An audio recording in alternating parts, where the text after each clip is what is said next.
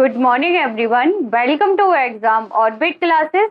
तो आज है 28 सितंबर और आज के इस सेशन में 28 सितंबर से बनने वाले सभी महत्वपूर्ण क्वेश्चंस को डिस्कस करेंगे। अगर आप किसी भी एग्जाम की तैयारी कर रहे हैं तो ये सेशन आप सभी के लिए बहुत ही महत्वपूर्ण रहने वाला है। तो चलिए डिस्कस करते हैं। सबसे पहले नजर डालते हैं आज की महत्वपूर्ण सुर्खियों पर। केंद्रीय मंत्री गिरिराज सिंह ने जल दूत ऐप किया लॉन्च। हिंडन रिवर देश की सबसे प्रदूषित नदियों की सूची में पहले स्थान पर। 27 सितंबर को मनाया गया विश्व पर्यटन दिवस। अभिनेत्री आशा पारेख को वर्ष 2020 के दादा साहब फाल्के पुरस्कार से किया जाएगा सम्मानित। तमिलनाडु में थमीराबरानी नदी का जीर्णोद्धार करने के लिए हाइपर लोकल विधि का किया जा रहा है उपयोग। डीआरडीओ ने बहुत कम दूरी की वायु रक्षा प्राणी मिसाइल का किया सफल परीक्षण। धर्मेंद्र प्रधान ने 13वें फिक्की ग्लोबल स्किल समिट 2022 का किया उद्घाटन। सहर अल रुमैया बनी कुवैत की सेंट्रल बैंक की पहली महिला डिप्टी गवर्नर। भारतीय मूल की ब्रिटिश गृह मंत्री सुएला ब्रेवरबेन ने जीता पहला क्वीन एलिजाबेथ द्वितीय पुरस्कार। आंध्र प्रदेश को मिला आयुष्मान उत्कर्ष पुरस्कार 2022। अब डिस्कस कर लेते हैं कल के सेशन के बारे में। कल हम लोगों ने क्या क्या पढ़ा था फ्रेंड्स, क्विक रिवीजन करेंगे।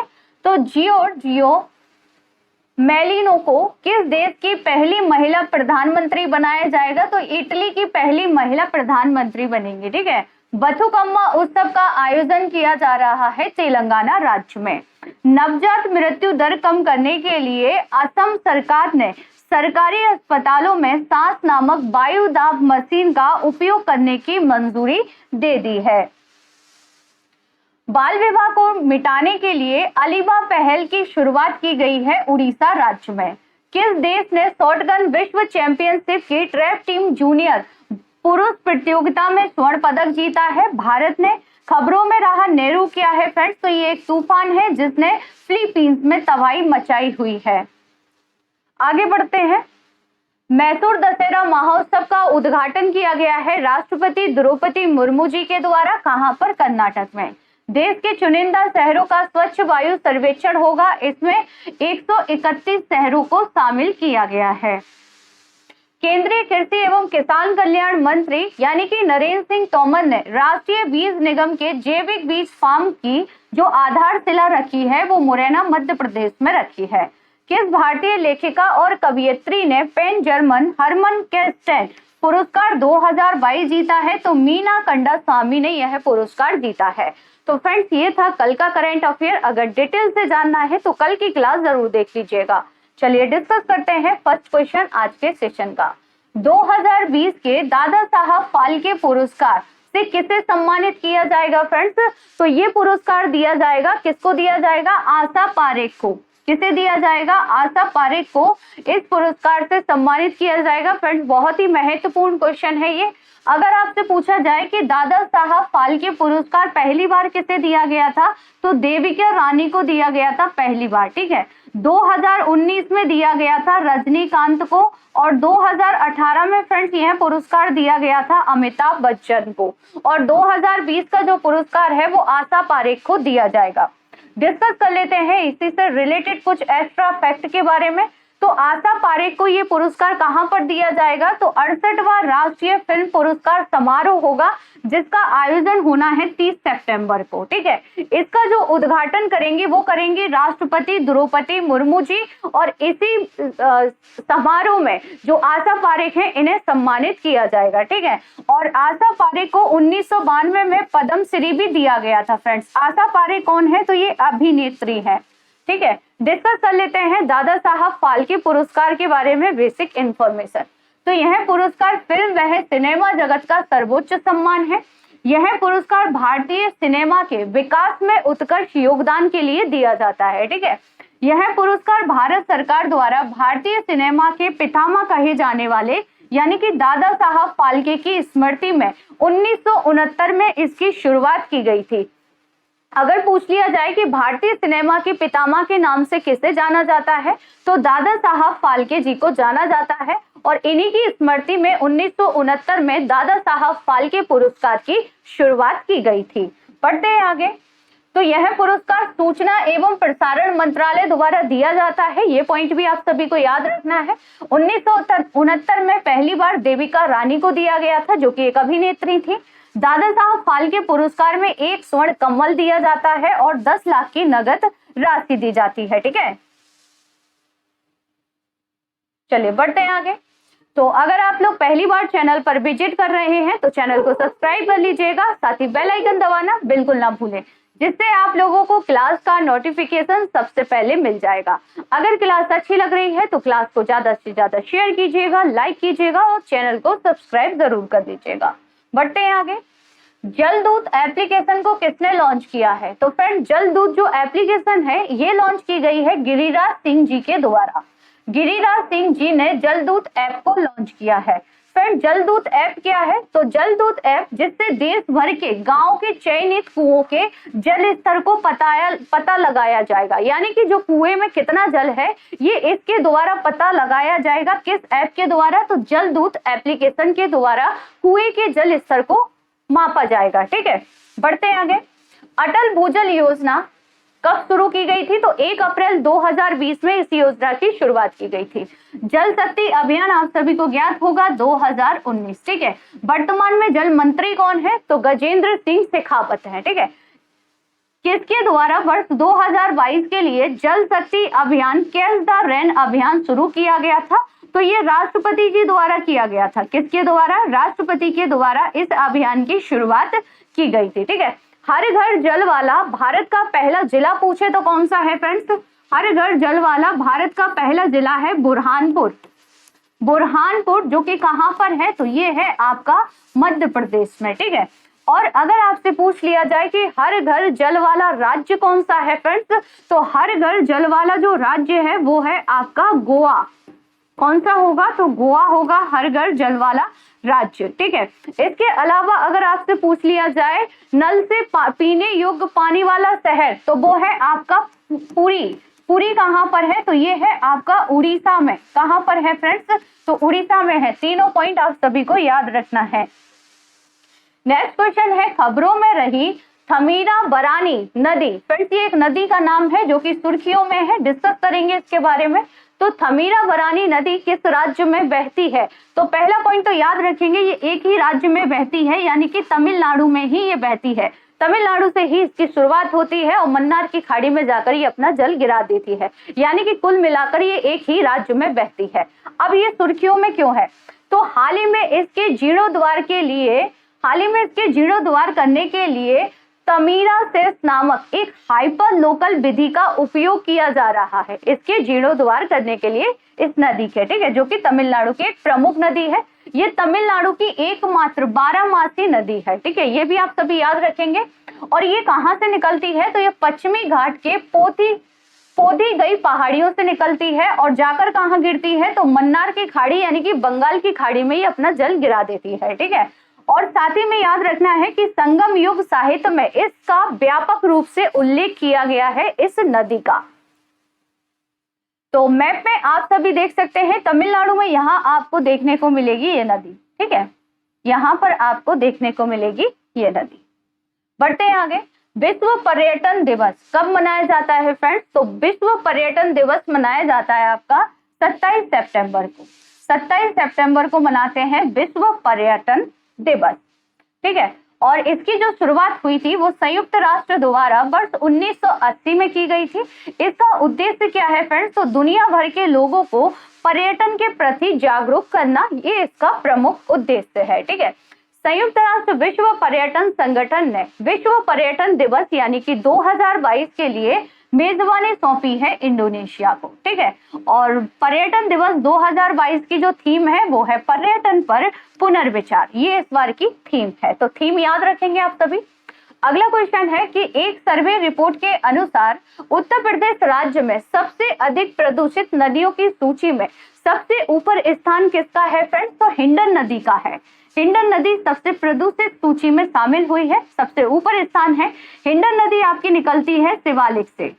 किंडर नदी कहाँ से निकलती है? तो ये शिवालिक से निकलती है फ्रेंड्स। और किसकी सहायक है? तो ये यमुना नदी की सहायक नदी है, यानी कि ये यमुना नदी में मिल जाती है। तो ये सबसे प्रदूषित नदी की सूची में सबसे ऊपर है। ठीक है, बढ़ते हैं आगे। तो डीआरडीओ ने बहुत कम दूरी की वायु रक्षा प्रणाली मिसाइल का सफल परीक्षण कहां से किया है?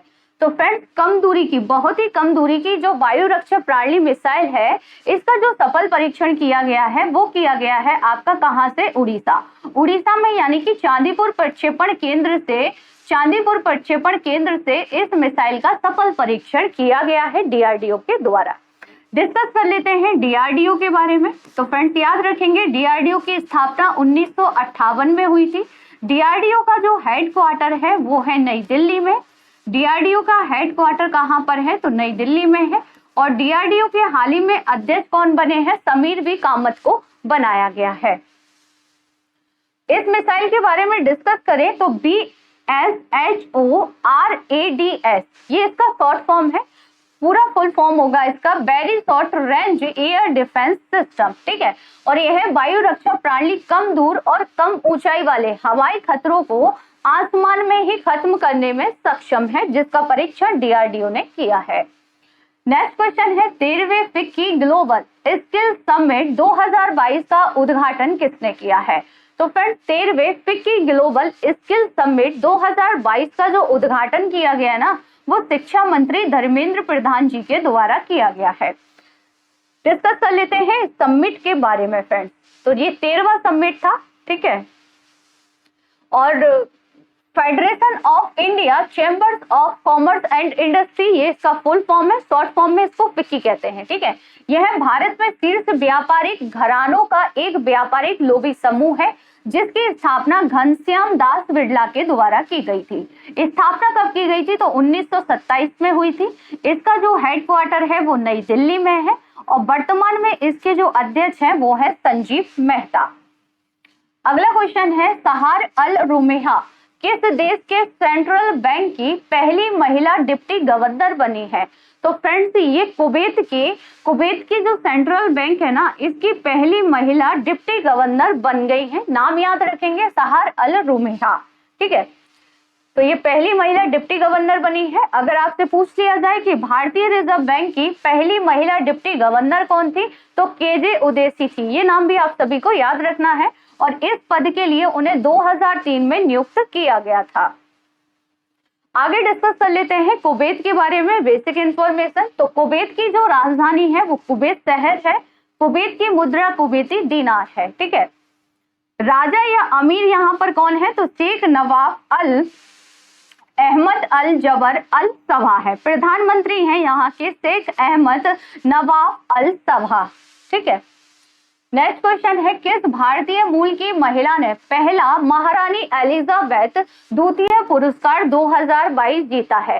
तो फ्रेंड्स, ये पुरस्कार जीता है भारतीय मूल की सुएला बेवरमैन ने। सुएला बेवरमैन कौन है? तो ये वर्तमान में ब्रिटेन की गृह मंत्री हैं। फ्रेंड्स, वर्तमान में ये ब्रिटेन की गृह मंत्री हैं, और इन्होंने महारानी एलिजाबेथ द्वितीय वुमन ऑफ द ईयर पुरस्कार जीता है। ठीक है, इनको यह पुरस्कार दिवंगत महारानी को समर्पित एशियन अचीवर्स अवार्ड 2022 में नई भूमिका निभाने के लिए प्रदान किया गया है। ठीक है, ब्रिटेन की हाल ही में पीएम कौन बनी है? तो आप सभी को ज्ञात होगा, लिज ट्रस को बनाया गया है। ठीक है, लिज ट्रस जो कि ब्रिटेन की हाल ही में प्रधानमंत्री बनी है।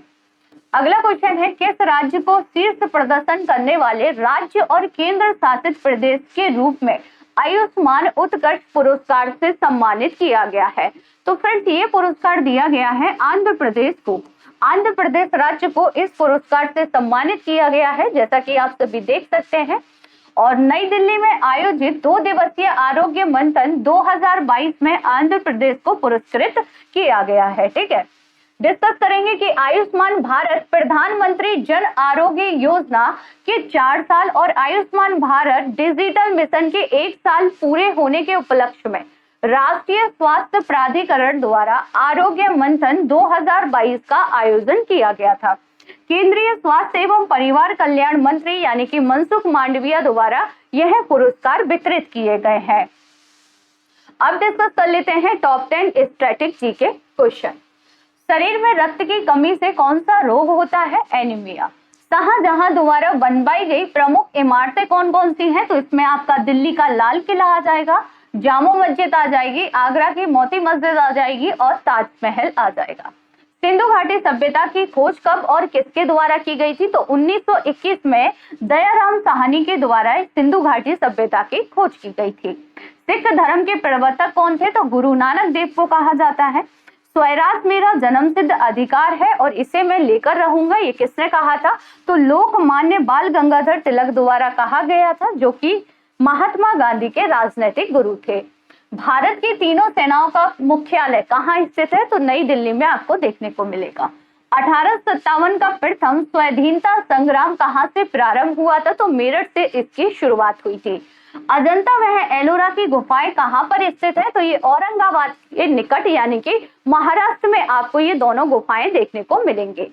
किस मुगल वंश के शासनकाल को स्वर्ण युग कहा जाता है? शाहजहां के शासनकाल को कहा जाता है। किसी पागल कुत्ते के काटने से कौन सा संक्रामक रोग होता है? तो रेबीज होता है फ्रेंड्स। कल की क्लास में आपसे जो क्वेश्चन पूछे गए थे उनके आंसर एक बार देख लेते हैं। पार्सिवरेंस रोवर का संबंध किससे है? तो इसका संबंध है फ्रेंड्स नासा से। ठीक है, नासा ने मंगल ग्रह के लिए इसे लॉन्च किया था। अंतरराष्ट्रीय साक्षरता दिवस मनाते हैं 8 सितंबर को। नेक्स्ट क्वेश्चन था सबसे बड़े कंप्यूटर को क्या कहते हैं? तो सुपर कंप्यूटर के नाम से जाना जाता है। नेक्स्ट एंड लास्ट क्वेश्चन था संसार का प्रथम प्रोग्रामर क्या है फ्रेंड्स? प्रोग्रामर माना जाता है, तो ये इसका आंसर क्या होगा आप सभी कमेंट्स में बताएंगे जरा। नेक्स्ट क्वेश्चन, अब आप लोगों के लिए कुछ क्वेश्चन हैं जिनके आंसर आप सभी को देने हैं कमेंट्स बॉक्स में। किस देश की खिलाड़ी ईगा स्विएटेक ने यूएस ओपन 2022 का खिताब जीत लिया है? महिला एकल का। नेक्स्ट क्वेश्चन है ऑपरेशन गियर बॉक्स किसने शुरू किया है फ्रेंड्स? नेक्स्ट क्वेश्चन है इनमें से कौन सा खेल ओलंपिक में सम्मिलित नहीं है? नेक्स्ट एंड लास्ट क्वेश्चन है भारत के किस राज्य में मल्लखंब को अपना राज्य खेल घोषित किया गया है? तो फ्रेंड्स इन सब के आंसर आप सभी को देने हैं कमेंट्स बॉक्स में। आज की ये क्लास आप लोगों को कैसी लगी कमेंट्स बॉक्स में जरूर बताइएगा।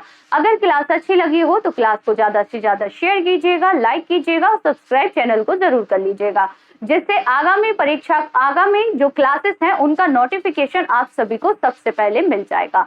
तो मिलते हैं नेक्स्ट सेशन में, तब तक के लिए थैंक यू सो मच।